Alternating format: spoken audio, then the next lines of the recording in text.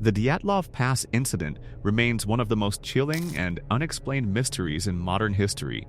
In late January 1959, 9 experienced hikers set out into the frozen wilderness of the Ural Mountains, confident in their skills and determined to complete a demanding expedition that would earn them top-level certification. These were not amateurs. They were trained, disciplined, and prepared for extreme winter conditions. Their leader, Igor Dyatlov, was a 23-year-old engineering student known for his intelligence and calm decision-making. Alongside him were 8 other young adventurers, each with experience in harsh environments. Everything about the trip suggested it would be difficult, but not deadly. Yet what unfolded would leave behind a mystery so disturbing that, decades later, it still has no clear answer. The group traveled deep into the Soviet interior by train, documenting their journey with photos and journals, laughing, singing, and enjoying the adventure. Their destination was a remote mountain known as Kolat-Syakol, a name that translates ominously to Mountain of the Dead. At the time, it seemed like nothing more than a local name, perhaps rooted in folklore. But in hindsight, it feels like a warning that went unnoticed. As they moved deeper into the mountains, the conditions worsened. Snowstorms, freezing winds, and brutal temperatures tested their endurance. One member, Yuri Yudin, fell ill early in the journey and made the difficult decision to turn back. That choice saved his life, making him the only survivor not because he escaped something, but because he was never there when it happened. The remaining 9 hikers pressed on. On February 1st, they set up camp on an exposed slope rather than descending into a more sheltered area. It was a strange decision, one that investigators would later question, but at the time, it may have seemed like a practical choice given the weather and visibility. That night, something so terrifying that it drove all 9 hikers out of their tent in a state of panic. The tent was later found slashed open from the inside, as if escaping quickly was more important than using the entrance. Even more shocking, they left behind essential gear boots, heavy coats, food, and supplies. In temperatures that could kill within minutes, they ran out into the darkness barefoot or wearing only socks. When search teams finally reached the area weeks later, what they discovered only deepened the mystery. The tent stood partially buried in snow, abandoned and silent. Footprints led away from it toward a nearby forest, and strangely, these prints suggested the group had moved in a somewhat orderly manner, not running wildly, but not behaving normally either. The first bodies were found near a cedar tree at the edge of the forest. 2 of the hikers were lying there, barefoot, dressed only in underwear, their bodies showing clear signs of hypothermia. Nearby, there were remnants of a small fire, indicating they had tried to stay warm. Their hands were badly burned, as if they had tried to climb the tree or cling to something in desperation. Between the forest and the tent, 3 more bodies were discovered. These hikers appeared to be attempting to return to the tent, perhaps realizing too late that it was their only chance of survival. They collapsed one by one in the snow, overcome by the cold. At this point, it could have been explained as a tragic accident, a poor decision in extreme conditions. But the remaining 4 hikers were still missing, and when their bodies were found months later, the case took a far darker turn. The final 4 were discovered in a ravine, buried under deep snow. Unlike the others, their injuries were severe and deeply unsettling. One had a crushed skull, another had massive chest trauma, with broken ribs so powerful it was compared to the force of a car crash. One of the female hikers was missing her tongue and eyes. Yet despite these horrifying injuries, there were almost no external wounds. It was as if something had applied immense pressure internally, without leaving visible signs of violence.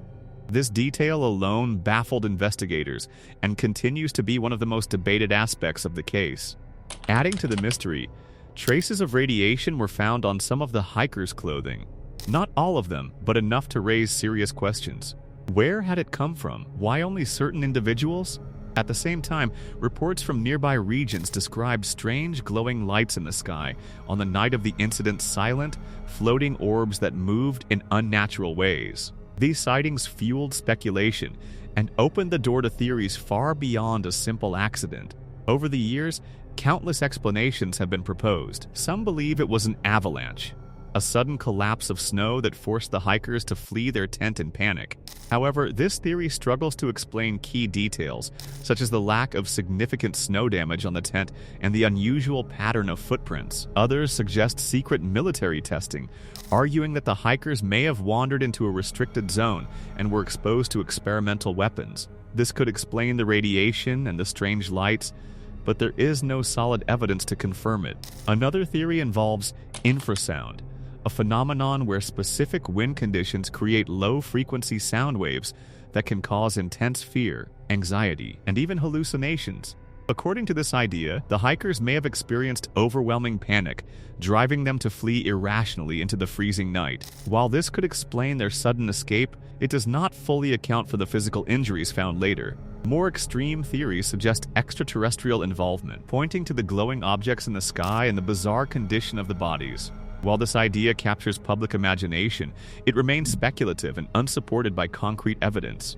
There were also early suspicions about the indigenous Mansi people who lived in the region.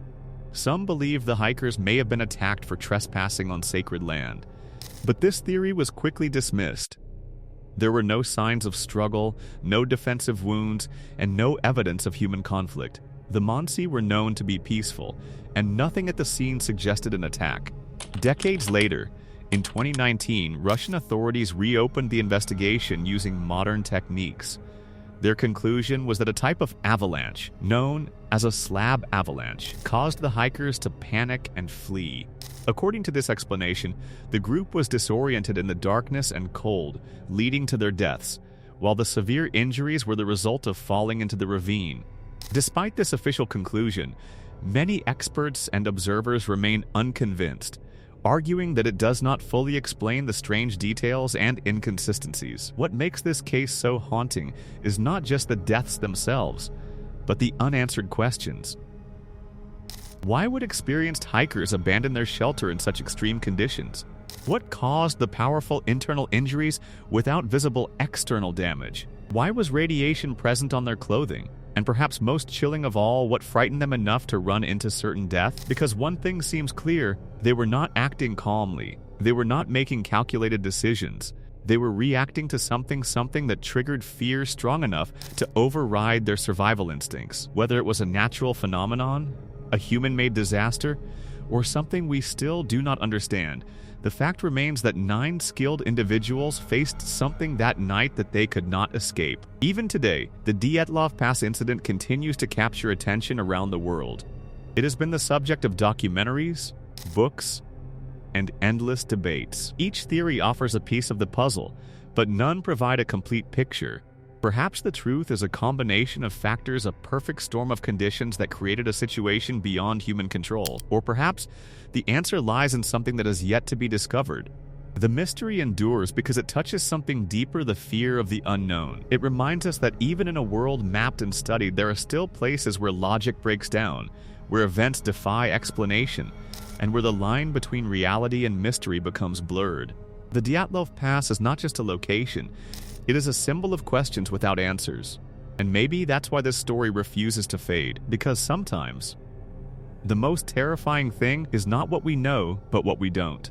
And that is why the Dyatlov Pass incident still feels unfinished, like a story missing its final page, because no matter how many theories we create, none can fully explain the fear those hikers must have felt in their last moments. Somewhere in that freezing darkness, something went wrong in a way that logic still can't fully grasp, forcing 9 skilled people to make decisions that sealed their fate. Maybe it was nature at its most brutal, maybe it was human error, or maybe it was something far stranger, but whatever it was, it left behind a silence that still echoes today, reminding us that even now, there are mysteries in this world that refuse to be solved.